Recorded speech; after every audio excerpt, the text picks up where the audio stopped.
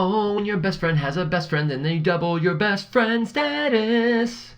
Okay, so we are here to talk about the projectile box of greatness. Now, we used to have, and we still do, our best friend, okay? This is our best friend from Unit 3. If you lost your best friend, what? What are you doing? Go back into the Unit 3, download that sucker again. If we happen to be in the school, like, get one off of me. You need your best friend again. But this, the box, is your best friend's other best friend. It's a BFOBF, okay? Now, this box right here, this is going to help us solve so much with projectile motion. And here's how we read the box. In the top, above this line here, we have the X and the Y. This is what is going on in the X direction and the Y direction. Because we know the X and the Y direction are independent of one another. Whatever the X is doing, the Y doesn't care about it. Whatever the Y is doing, the X doesn't care. Okay? So we've split them up.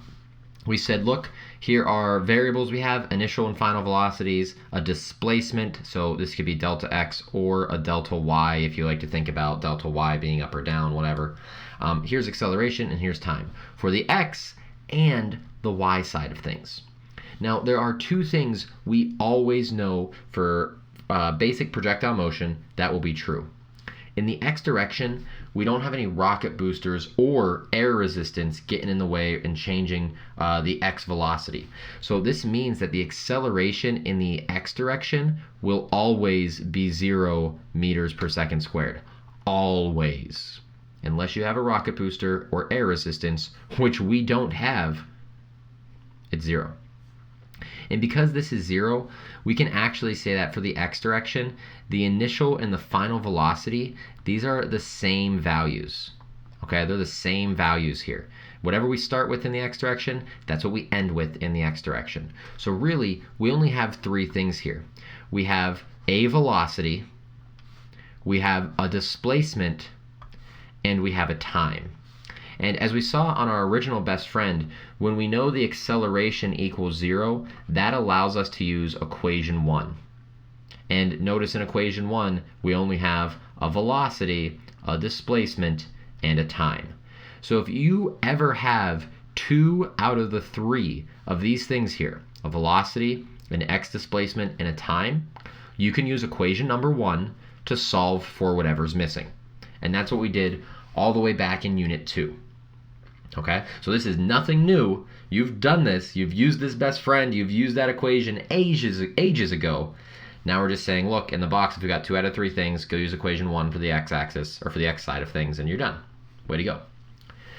On the right side of things, we're looking at the y direction, the up and down. And we know that unless we have a rocket booster or air resistance, which we will not have in this class, how many times do I have to say that? The only thing acting vertically on an object is gravity, which means that in the y direction, my acceleration is negative 9.8 meters per second squared. And I'm calling this negative here because we, I guess, are saying then that down is the negative direction and up is the positive direction. Okay? If you want down to be positive, that's fine. Your acceleration will be positive then. Okay? But let's just say down is positive, gravity is negative 9.8. Okay?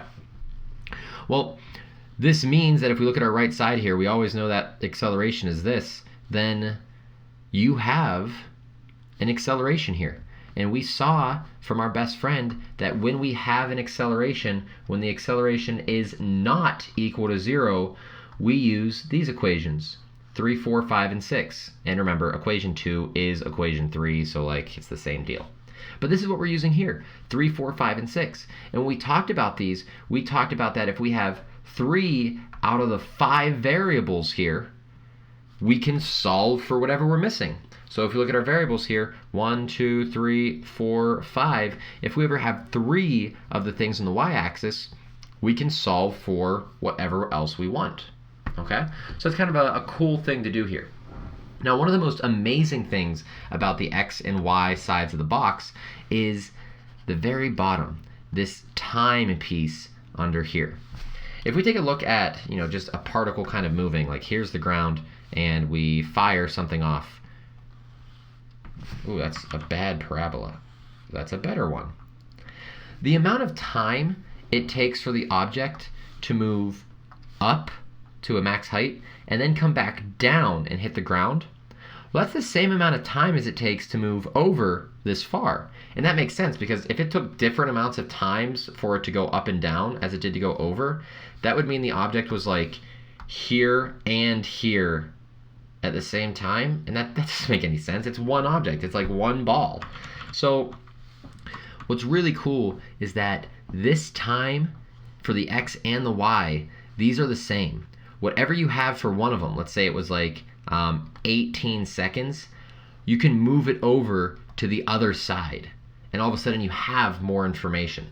So these times are able to move back and forth. They have to be the same for both the X and the Y. It is the one thing that links them, that binds them together. Okay, so it's a kind of cool thing about that. It's something to not forget about. We're going to see as we go through a bunch of practice problems that knowing that these times are linked is critical to understanding projectile motion and what's going on there. Okay, so a very, very cool thing to think about.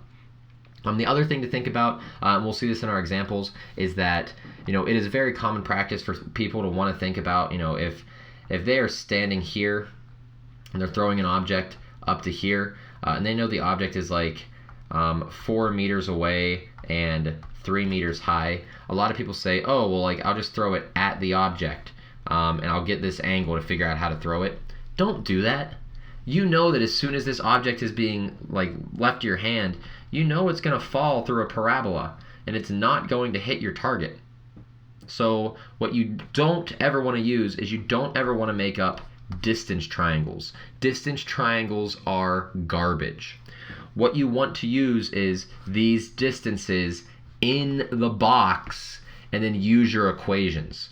What the equations do is they set up velocity triangles, where this is some velocity that will break up into its X component and its Y component. That's what we want. So no more distance triangles. Don't use them. Gravity's a thing. Objects fall.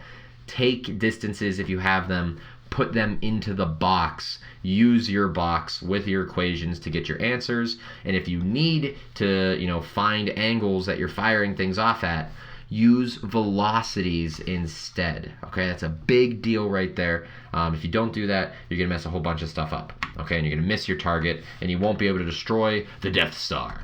So this is the box. As we see in our future videos, this box will come up a whole bunch of times. Don't forget your best friend. You need that sucker. In our next video, we're actually going to start looking at some examples. We're going to start by launching objects horizontally, and then we're going to start launching them at angles. But for now, this is finished. Adios, and you all take it easy.